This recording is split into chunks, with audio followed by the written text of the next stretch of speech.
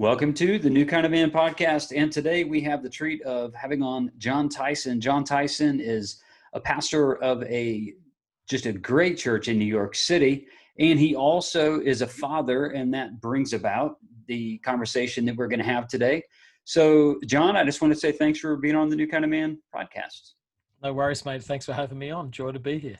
Yeah, it's so I guess you're not from around here, judging by your dialect, right? No, I'm originally from Australia, but I actually came to the States to go to school in Georgia. It's about 4.5 hours north of where you are, about 2.5 hours north of Atlanta, but a little school called Toccoa Falls College. So tiny little place no one's ever heard of, but it's like heaven on earth. Got a waterfall higher than Niagara Falls on it. So. Yeah, here's the interesting thing. I didn't know that about your story, Jon. And a lot of people around me actually went to Toccoa Falls. And when my son, when he graduated high school and he did a gap year in the Dominican Republic, when he got back, we actually were entertaining schools for him to go to. And we actually toured Toccoa Falls. Oh, really? Yeah, man. That's how I came to America. That's where I met my wife. If I ever make any real money in my life, I will write them a sizable check to say thank you for my entrance into this great nation. Oh, that's awesome. That's awesome. Well, Jon, you are a pastor of a church in New York City. You're a busy guy. You've authored multiple books. You have influence really all over the world. I know the West Coast, you're closely connected with some people in the West Coast that I admire, and also in England and, of course, still in Australia. So you are doing a lot of different things. And I thought it was very interesting that you were getting into the topic of male initiation and what you call the Primal Path. So before we get in the weeds about the Primal Path and the movements and all that, I was just going to ask you, why did you choose, or why was it chosen for you, this particular field of study when you're such a busy and capable guy? Well, I started out as a youth pastor, working with teenagers, and a lot of them, obviously dealing with father issues. The divorce rate's really high. And you could just see them stretching to try and figure out how to get into adulthood. And so they were basically waiting for a guide to help them navigate these very complex and confusing years. And often youth pastors play a supplemental role in doing that along with dads, other family members, that sort of thing. But while I was doing that, I was living in Nashville at the time. I basically... Yeah, my son was born. He was about 2 at the time. And I just remember feeling completely overwhelmed and not having the tools myself.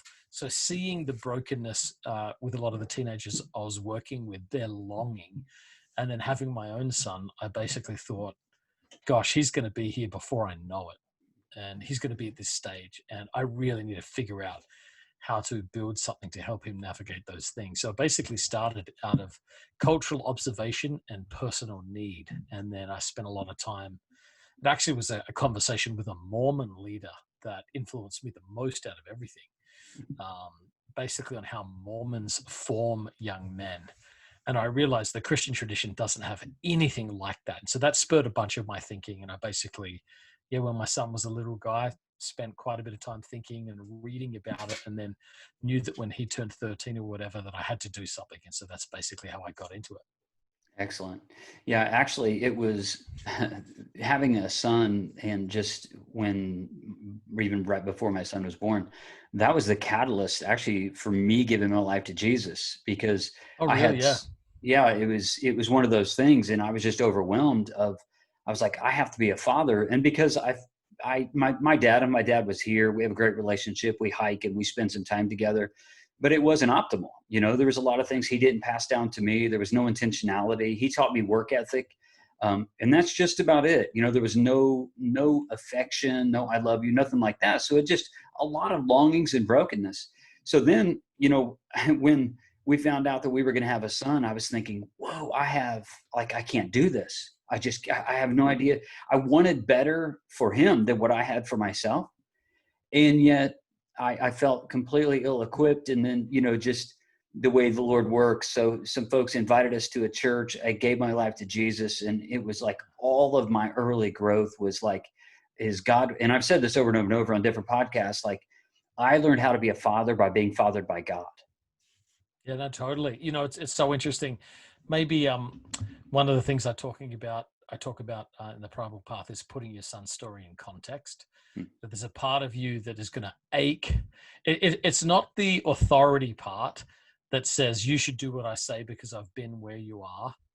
It's not the guide part that says I can help you because I've been through this. It's the understanding part where you want your son to understand your story. Hmm. So there's a unit on that called putting your son's story in context. And Hmm. I took my son to Australia and basically showed him where I grew up, where I got my first job, made him, introduce him to all the key people that shaped me.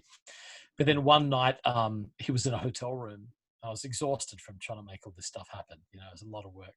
Hmm. And I just basically had that exact same encounter with God. God basically saying to me, you think you're doing this for your son, but if your eyes have been open, you realize I've been doing this for you the whole time. Yeah. And that was one of the most sacred moments of my life, the realization Hmm. um, of the direct intervention of God to shape my story and give me what my father was unable to do. My dad sounds like he was like your dad. Good guy, doing his best, did not have the tools to raise me. That's right. So he didn't I wasn't wounded by what happened. I was wounded by what didn't happen that should have happened.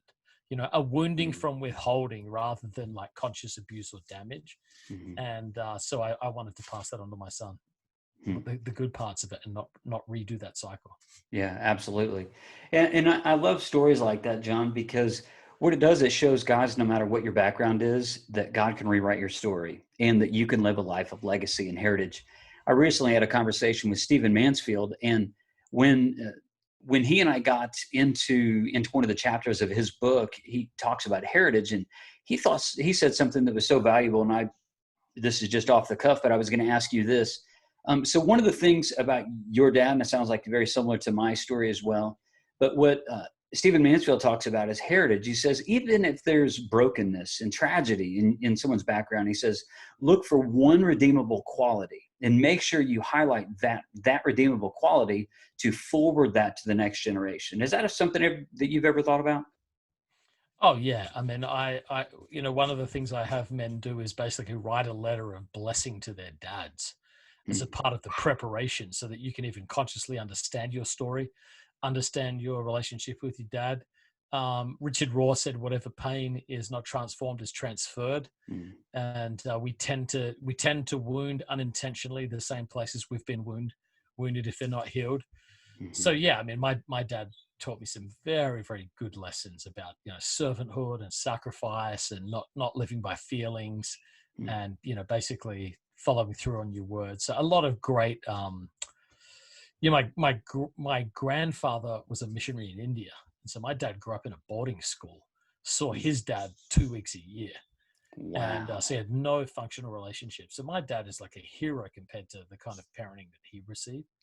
Um, Hmm. he just didn't have the tools for a young man like me. He just didn't have a grid for it. He didn't have framework. It was like watching someone do their best while they're out of their depth.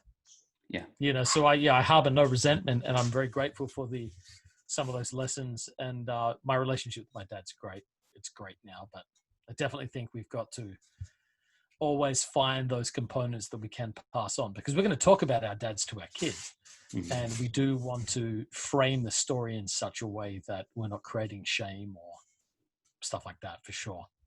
Yeah, and it's interesting and kind of difficult too, right? Because you don't want to put them out as like they're Jesus, like they were perfect, like that they were this epic example, and yet be true to the story without shaming them, because obviously there's no honor in that. So it's difficult to walk that road. Speaking of road, what is the primal path? Like, if you could just give a 30,000 foot view of what the primal path is, what would you say that it is? Well, I can tell you what it was, and I can tell you what it is. So what it was a 6-year spiritual formation journey that I designed for my son from ages 13 to 19, Mhm. to help him walk from the teenage years into adulthood. So it was a 6-year journey that involved studying content, key experiences, challenges, and rewards, all with a vision for him graduating into manhood, sort of walking into a community of men. Mhm. So I designed it for him because I loved him, and I wanted to help him figure out how life works and how to move through these very, very challenging years. Mm. But then I realized in doing that, and I read every book I could get my hands on about male formation, initiation, rites of passage, all that sort of stuff. And I basically felt like none of it existed in one place where you could take it and use it and build it. So, one of my gifts as a leader and as a Christian is basically reading stupid amounts of content, synthesizing it, and then putting it into usable tools. Mm. I guess that's what sermon prep is. You read all the commentaries and then you try For and sure. summarize it and then you try and preach it. I realized that didn't really exist when it came to helping dads raise their sons. There's some like noble efforts out there, but none of it was enough to actually do the job for me. So I basically realized when I got done with my son, hey, I actually learned something here that was pretty helpful and definitely replicable. And so I basically took everything I learned and put it into a course for dads to go through. So it's a course that dads can take to basically build a formation pathway for their son. So it's not like a Sunday school curriculum or a book study where you and your son read a chapter and chat about it, though I definitely recommend you should do that with your son. Mm-hmm. But it's basically how to build a 6-year journey.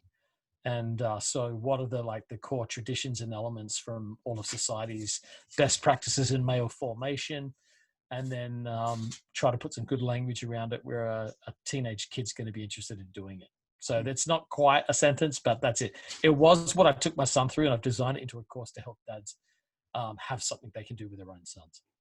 Excellent. Now, you talked about a minute ago, just a few moments, you talked about your connection with that Mormon gentleman, I suppose it was a gentleman, and how there was something about their tradition that was not happening within the Christian tradition. And I'm kind of curious as to see what you saw that they were doing well, and specifically what it was about the Christian tradition that was failing. Yeah, and so I'm from a low church evangelical tradition. So no catechism, no confirmation, none of those sorts of things. Basically, mega church youth pastor, that sort of scene. What is our rites of passage? What are they? So you go to kids' church, and then you go maybe they do a move up Sunday where you come up on stage and they clap for a minute, but then you get into high school and you do youth camp, and then maybe you join a team in high school and you get given a smartphone and you Google porn because everyone else is, and then next thing you know, you sort of, maybe you get a girlfriend or two in a part-time job and you blink, and then you're in college and you're drinking a bunch of beer and screwing around and trying to figure out what to do with the rest of your life. No intentionality. Yeah. The Mormons are totally different. Mormons have the passing on of authority, laid hands and blessings, like receiving a priesthood is what they call it. So there's literally a sign similar to a bar mitzvah where a young man has to go through a period of study where he's worthy to carry the title of being a priest at home. So they have a whole process of development for carrying spiritual authority. They do a thing called seminary, where every Mormon kid before school, in high school for 1 hour, goes through a thing they call seminary. And freshman year, I think they study the Old Testament. Sophomore year, the New Testament. Then they study Doctrine and Covenants. Their senior year, they study the Book of Mormon. So they get 4 years of conscious theological formation with a high level of sacrifice. Like I guarantee you that if I demanded that all Christian kids have to do an hour of Bible study before school, all of their high school years, I would be facing a riot. This is legalism. This is not necessary. Absolutely. This is too much. But at the end of it, they go off on a 2-year mission trip with their faith. They go through a 6-week or a 10-week training school, mission school, before they get launched out into the world. But then all the things they learn, they basically go and test in real life. So they've got, bonding, journey, development, risk, all around a cause. And then they come back and they're welcomed back into basically blessed Mormon society. And this is the point where, mom starts saying you should marry him. So it impacts the way they marry. It impacts their job prospects. One of the things Mormon talk about, where did you do your mission? I didn't do one. Oh, did you grow up in the Mormon church? Because that's just assumed. So they have like a formal recognized prepared pathway. You knew what it took. You knew that, like the markers and all of those sorts of things to get you into adulthood. And like I said, evangelicalism has nothing. And I've never met a Catholic, and I've never met a Lutheran who said, no, the highlight of my life was being formed during catechism. Like a confirmation changed me. I've never actually met a person who said that that really helped them. So we just don't have any of these things. We basically rely on Google and TV shows and peer pressure to raise our sons.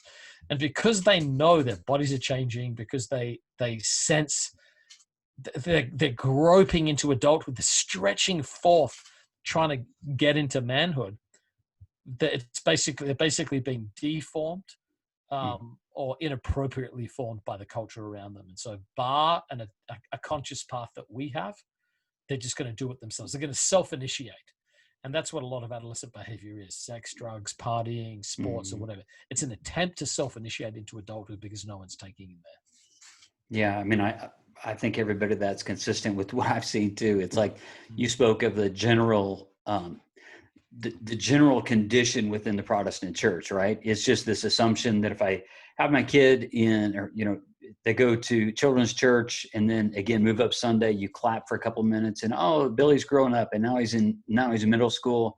And then it's like middle school, they get a phone and, parents are whatever, they're hopefully praying for their kids, but more so crossing their fingers, hoping their seventh grader doesn't find porn on their phone. And then, they get into high school and then you entertain them for a couple of years and then they get out. And it's like, it's that whole dynamic that you just talked about. So I love It's horrific.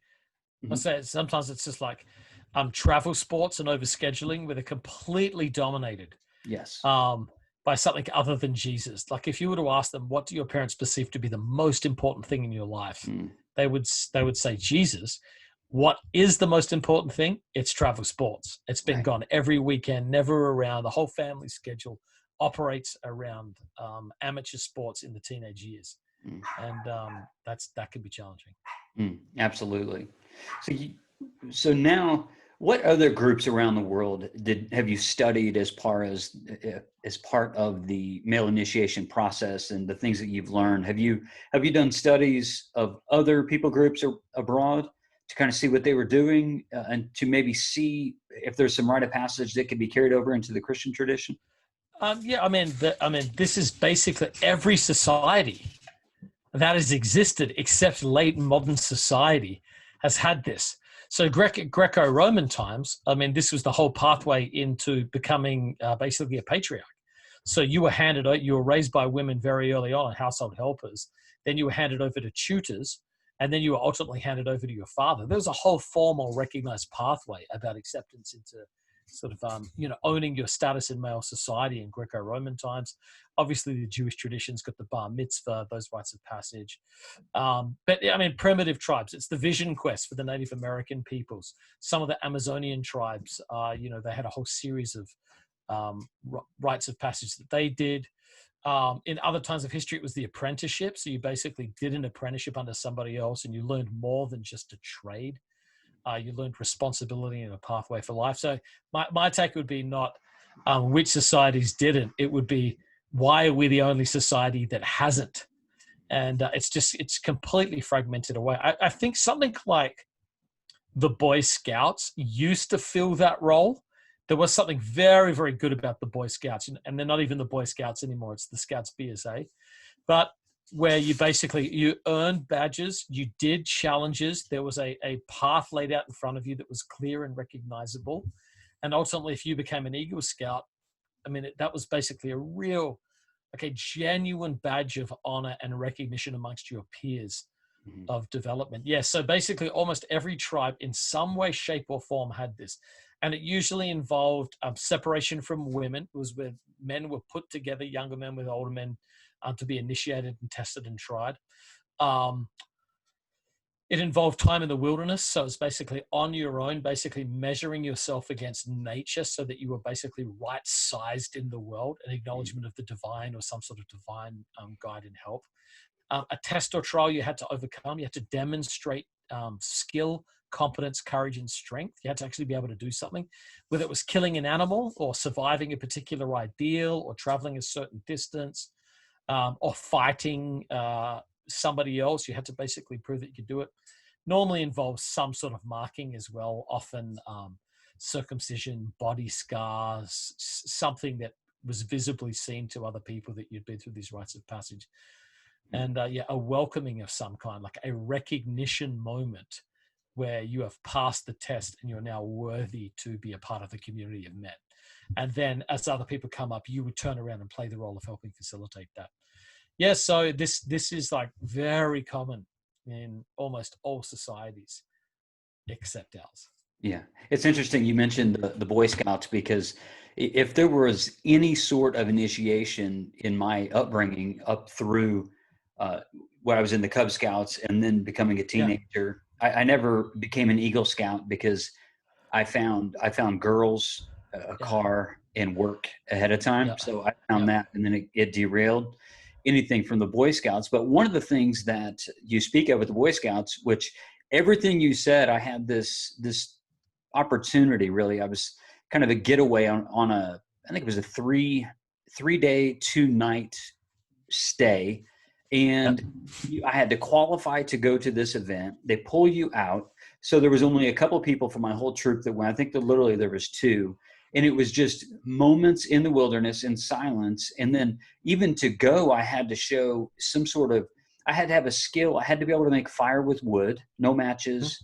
So I had to use pocket lint and wood with the friction method, a bow and drill, and I had to make fire. And they literally set me out. And part of the ritual, if you will, just to keep in theme, was they gave me a tarp, my fire making things, basically bedding, and I think there was food for one night, but I had to show, I had to make fire to make the food, and they literally put me out in the woods by myself, and I was 12 or 13. I mean, I was really young, and yeah, I grew up in a rural city in Illinois, but it wasn't in the woods.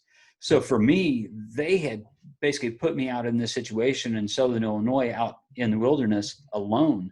And it was everything that you were talking about, that like, and then once you complete it, then they bring you back in, and and then it's the ceremony. It's the, Yeah. hey, you've accomplished this, and now you stand out amongst your peers. So Yeah. I think it's really interesting. And now I believe it's in my heart, the whole Boy Scout thing. And I don't want to go down that rabbit trail and the failure there, because I think that there was a lot of potential that's been squandered. But Yeah. Yeah. that's my opinion. Anyway, so you talk about in the Primal Path, there's four main movements. Yeah. And what are those four main movements? And then how would you be able to extrapolate those for us to be able to Yeah. understand and do? Yeah. The four movements are preparation, initiation, formation, and recognition. So preparation basically is around the idea of getting your act together. Mm, If you don't basically codify um, the values and lessons of your life, what are you going to pass on? So there's elements of your story you have to sort of make sense of. There's like your own lessons of wisdom that you want to pass on. Like if a teenager in the church came up to you and said like, "Hey, I'm thinking about getting a job. It's my first job. Like, do you have any advice for me? What's your philosophy of work? What's mm, your theology of work?" So you basically have to figure out like, what have I learned as a man so far that's good? And I'd say it's in three categories. It's about God, self, and life. Like, what do I need to know about God? What do I need to know about myself? What do I need to know about how life works? mm, And so it's character, skill, and knowledge are the three categories. You got to get your own tradition to pass on. So you got to mind your own story and be aware of your own story and come to terms with your own brokenness, so that you have something to pass on. So you got to make peace with your past, and you've got to figure out what you need to carry forward. mm, Then you need to have a moment where you basically invite your son into an intentional, defined process. And this is, the whole idea of liminal space. You are now going to enter into a season that will end in this certain way at this certain time. So for my son, it was running into the ocean off the coast of New York. And mm, so it started in the water. And I knew when he did that, that he was going to end by running into the coast of Spain after hiking the Camino de Santiago. Hmm. So I knew when I started it how this thing would end. And so I painted that vision. And so, yeah, there has to be some point of initiation where he knows life is changing as it is. Then there's formation. This is how you help an adolescent become a man. How do you move from adolescence into manhood? So that's a whole process of formation. And then the last part is recognition. When they've done the work, how do you honor them and welcome them in? And so those are the 4 movements, and that's sort of the focus of those times. Now, with formation, what types of things would you recommend for formation? Are you talking about purely spiritual formation? Are you talking about the formation of a man to do work or into offer service? It's a whole life formation. Okay. Spiritual, physical, mental, social, vocational, all of the areas of a man's life. Okay. Yeah. And so basically, as I said, mapping out reality as it is, mapping out the tendencies of a boy. So in mine, I've got a thing called 5 shifts. So this is like a huge part of it. The 5 shifts that every boy has to take to move from being a boy into a man. So boys think this way, men think this way. Here's a shift that has to happen. Now here's like a whole series of challenges to prove that you've embraced the value of movement from boyhood into manhood. Yeah, my work at A New Kind of Man is centered on Luke 2:52, that Jesus grew in wisdom and stature and in favor with God and in favor with man. So of those 4 pillars, these aren't the things that I talk about exclusively, but they're really the bedrock of what I talk about. And I think, when you talk about spiritual formation, to me, this kind of lends into this area. And I was just kind of curious as to what your thoughts would be on that. So Jesus grew in wisdom, there's intellect, he grew in stature, physical strength or physical health. He grew in favor with God. That's a spiritual formation, spiritual growth, and in favor with man. So of course that's the relational component. So I was just wondering, would these 4 things fit into the formation category as far as you're concerned? Yes, totally. Okay. Yeah, totally. I probably, so you basically have core pillars, and then you have all of these other things that hover around those things. Right. And those certainly are great foundational pillars of growth that we should see. Like a 13-year-old and a 19-year-old should be very different in those 4 areas. And the physical ones happen whether you want them to or not. What a man does with his strength will come. What he does with it determines if he's a godly man or not. But some of those other areas are not automatic. They require tremendous intentionality in order for that stuff to happen. So, yeah, and in the whole process, really, and everything you talk about with the Primal Path, it sounds like it's just a great conduit for these things to happen. Now, when it comes to initiation, is this more of, do you think of this just as being a kind of like a one event? And I know the initiation for your son getting onto the Primal Path at 13, I believe, was running into the ocean, you said off the coast of New York, and the other one was the culmination at 19 after you finished the Camino into the coast of Spain. But are you saying these are like 1 or 2 events, or is it just a bunch of events that built into the initiation? No, so I think the initiation needs to be a meaningful moment. You got to mark out a moment where he realizes everything has changed and I'm crossing a threshold. But the whole process, I basically say all formation in any category happens in 2 ways. There is daily formation and then there's breakthrough events. And so it's like daily faithfulness combined with catalytic events that accelerate and enlighten things. And so all growth, I mean, it doesn't matter who you are. That's how, breakthrough and process is how things change. So, the whole process is designed around breakthrough and process. But I think there has to be like a special line in the sand that you can point back to and say, no, this is where you are on your journey right now. We're in this thing, And so I think there's a psychological awakening that happens when you enter into a moment. Though the whole thing then is about a journey between those 2 moments. And if you stay diligent, they'll realize the power of both of those things, daily formation and those big breakthrough events. I love that you said that, because recently I've been just kind of sitting in the kairos moments of these breakthrough moments is when the kingdom of God shines through. And I think that, if I were to want something for my son, not just for my son, but everyone who, is it the church that I pastor, and like everything, I would want them to know exactly what you said, just the daily faithfulness, but also these moments, these divine moments to where there's a big boost of change. But yet one of the things that I think we miss maybe, and I've missed, I would say we, including myself, is sometimes I've been into the faithfulness and it's got rote and routine. And yet I didn't have an awareness to these epic moments where God was trying to get my attention. And what I love about the Primal Path is you have that inlaid in the process for your son to say, no, we're going to create this moment together.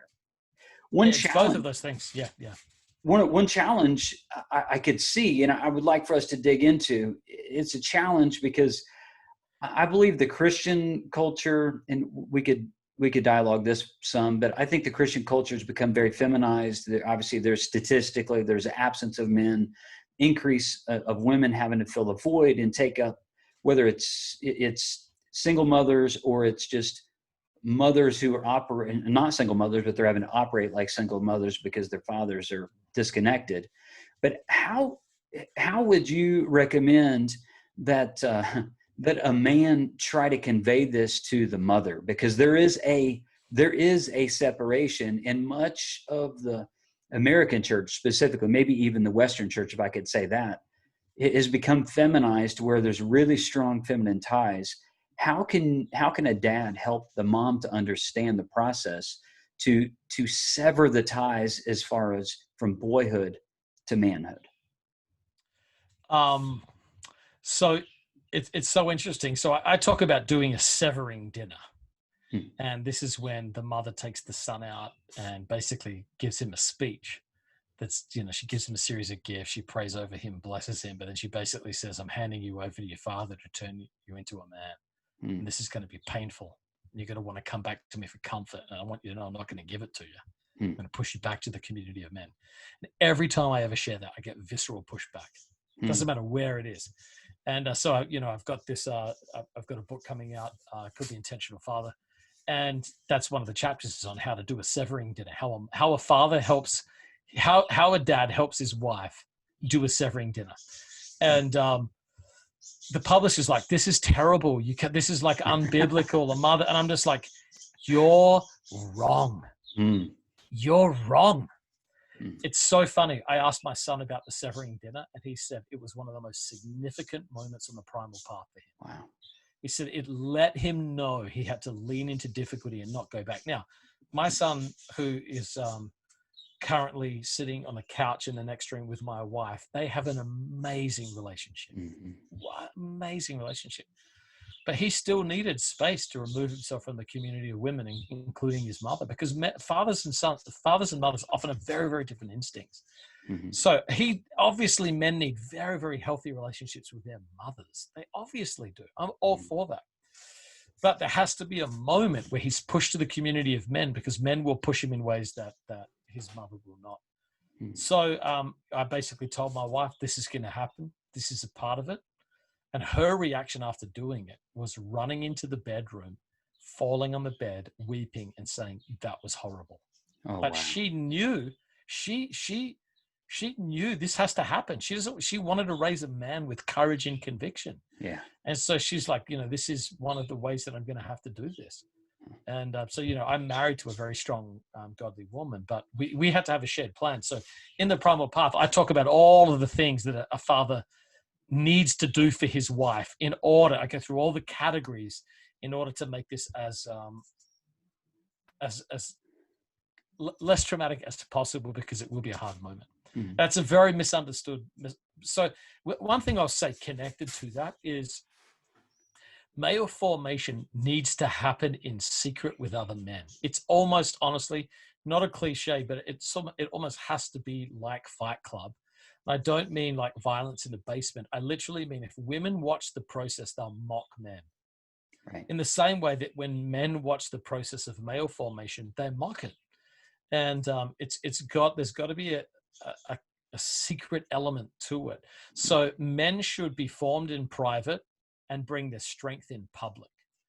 And I think in many ways it should be done out of the way of the community of women as much as possible. They should recognize the changes and they should honor it. But by default, they'll say things that are very, very psychologically confusing for a young man. They'll say things like, "Oh, you're trying to be a man now.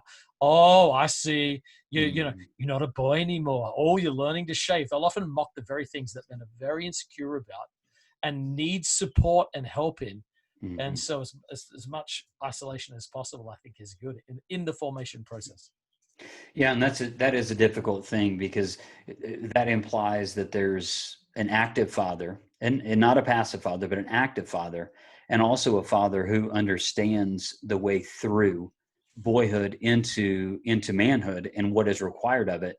So I could see that something like the Primal Path, you getting this in men's hands, is going to be really helpful, because what it sounds like, even from this conversation of things I didn't know about the Primal Path, it sounds like this is the answer for many men who are scratching their head and thinking, I know I need to do something, but they just don't know what to do. I have gotten dozens. I've now had, hundreds of people go through the Primal Path. I always get this feedback almost universally. This was as much about me as it was my son. Yep. There's just stuff that comes up in there. Like, I mean, I've got emails from people all over the place who so I said one of the things that I want you to do is like write a letter to your father, blessing and forgiving him. And if possible, read it to him in person. And gosh, man, I've seen grown men break down and just say, this is the hardest thing I've ever did was forgive my dad. Or even, I've got such a non-emotional relationship with my dad, to literally just say thank you to him and list out the ways that he actually helped me. So I've got like letter templates, like here's some things that you can do to frame up how to do that.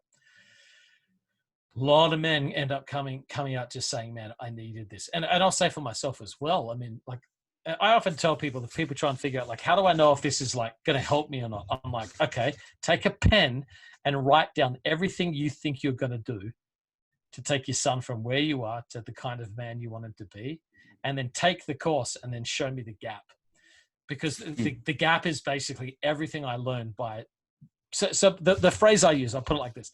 The phrase I use is this: I want to help overwhelmed but determined fathers raise sons of consequence. Now, I could also be overwhelmed but determined mentors, but I need there's two factors that are my sweet spot. You've got to have a resolve that you're going to do this. If you're half-hearted, I'm not your guy. This is like high-level hard work here. So if you want to, like, can I watch it on a weekend and then drink a beer and then watch a game and get this done? I'm not your guy. Take your son on a camping trip and you'll be done. That's not what I do. But I also want to help overwhelm dads. So they're like, I will do this, but I don't know how. And if you've got resolve and overwhelm, I think I can help you get through those two things. It takes resolve, and the content deals with it. Resolve is the commitment to get through it, and the content is the response to the overwhelm. It's like, here's literally a logical sequential path to lay out for your son to help you build something based on who he is, that you can design for yourself in your life, transferable principles to build something that works for him. And that's the sweet spot there. So lazy dads are not your guy.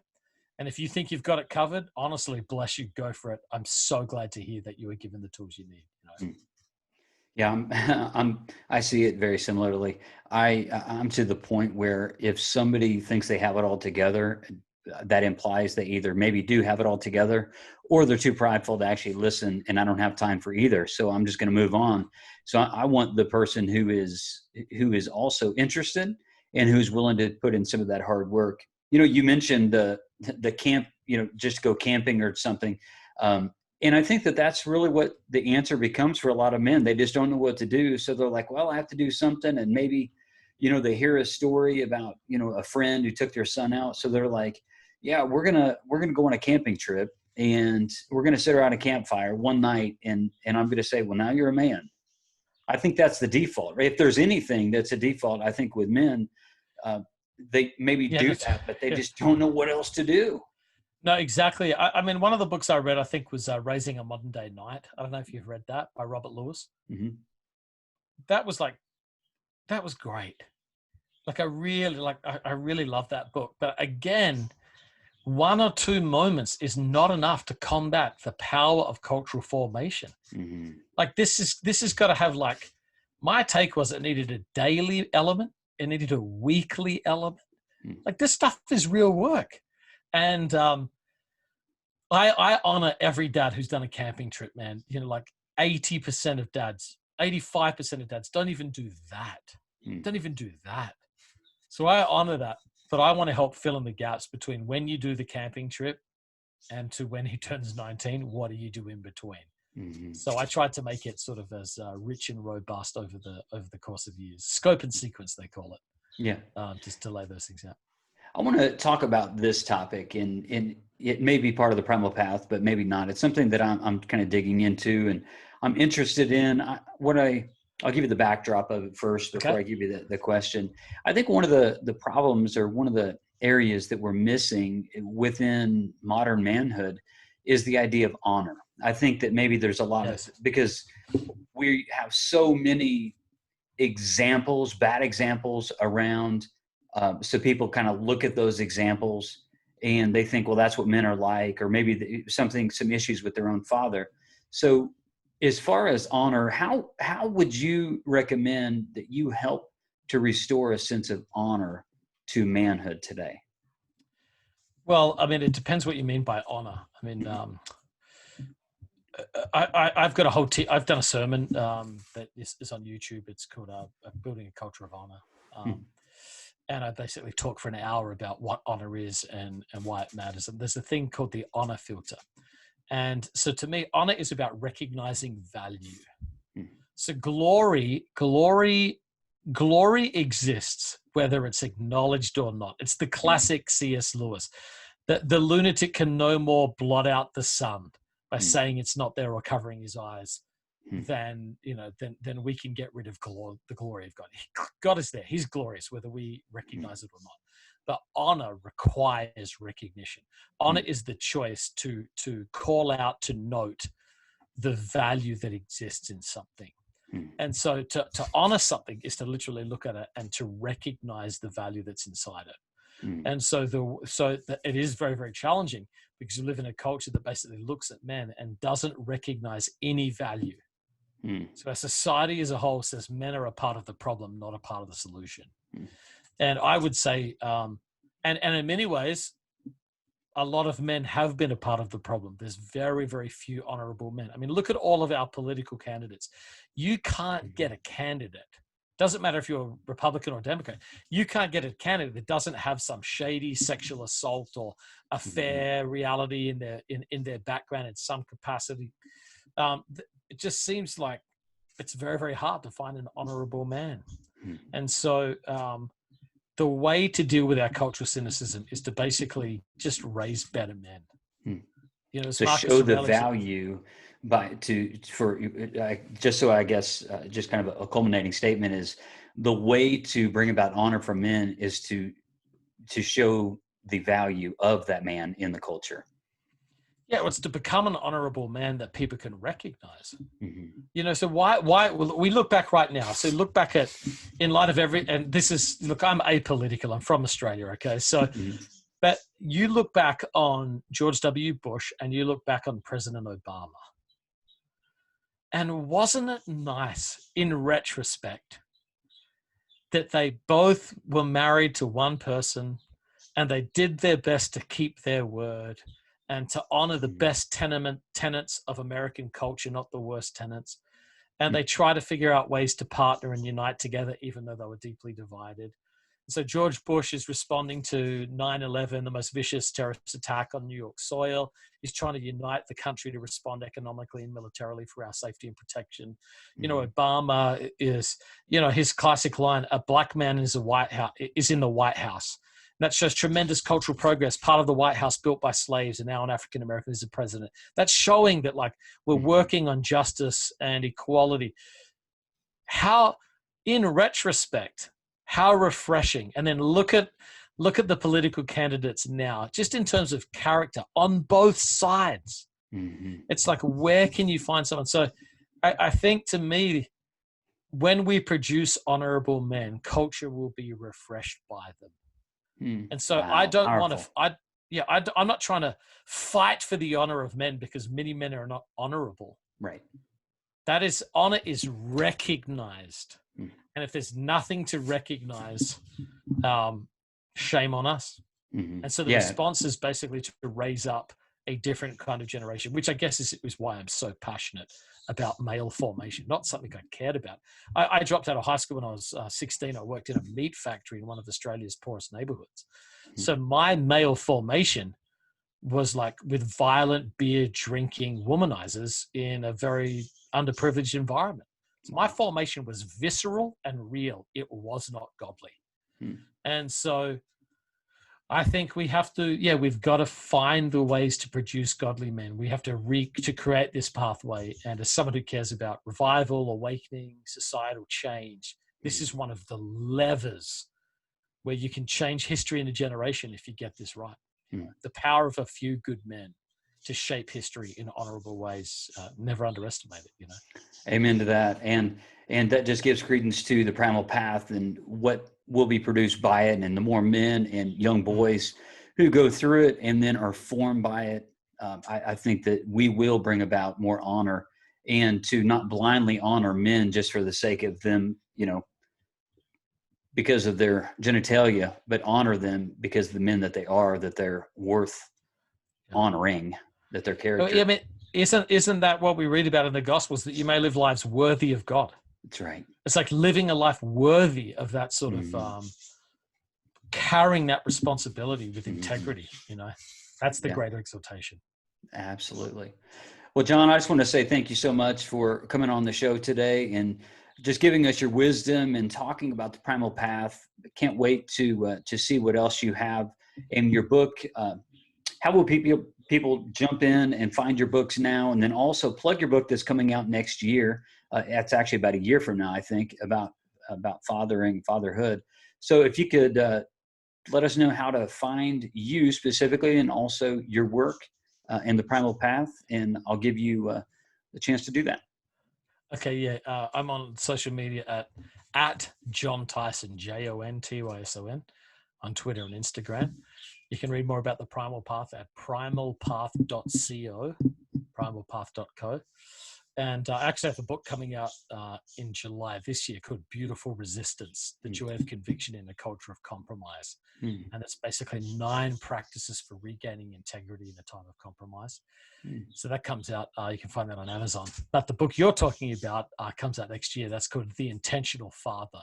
And that is basically all the principles included in the Primal Path with some other stuff about how to move from being an irresponsible to an intentional father, 5 kinds of fathers, and how to be an intentional one. So all of this stuff should just be in the typical places that you find and buy books.